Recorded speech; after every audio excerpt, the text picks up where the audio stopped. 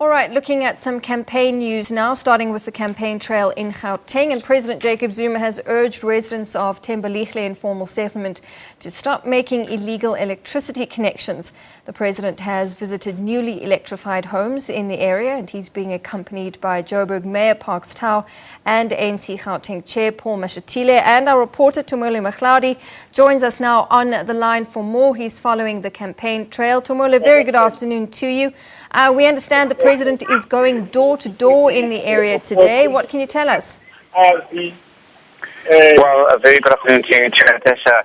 Well, what the president has left a very strong message to residents of Thembelihle Informal Settlement, basically saying to them that when they do have their grievances, they need to follow the channels that are in place to make sure that their concerns and their needs are met by the city of Joburg. And this is why the president was flanked by Joburg Mayor Parks Tau, as well as ANC Gauteng Chairperson Paul Mashatile, just to reassure residents that government and indeed the ruling party has not forgotten about them. The president has also urged residents that when they have issues regarding service delivery, including electricity, they do not have to steal electricity. And when he made this comment, residents then erupted into laughter.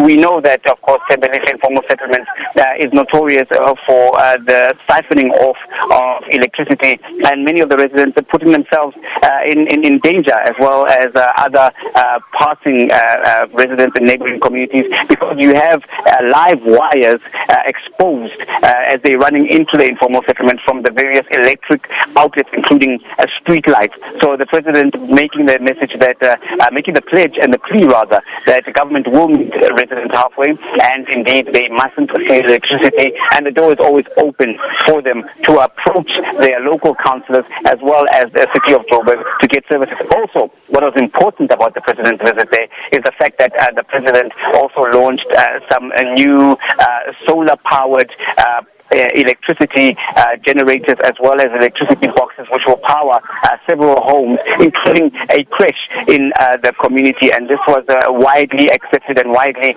lauded by residents, saying that this is a unique way, because the president says government is aware that putting in initiatives and infrastructures like paid-up meters is not necessarily conducive in the community, because they can't afford to buy electricity. So this is government's way of saying we'll meet you halfway. For those who can afford, get the paid-up electric meters, but for those who can't, government will use solar panels and other innovative ways to provide electricity, much to the pleasure of the residents there. I'm sure you've been able to gauge the mood of residents and hear what they've been saying, and even if they will be approaching their local councillors to air their grievances, what's the feeling that you're getting from residents?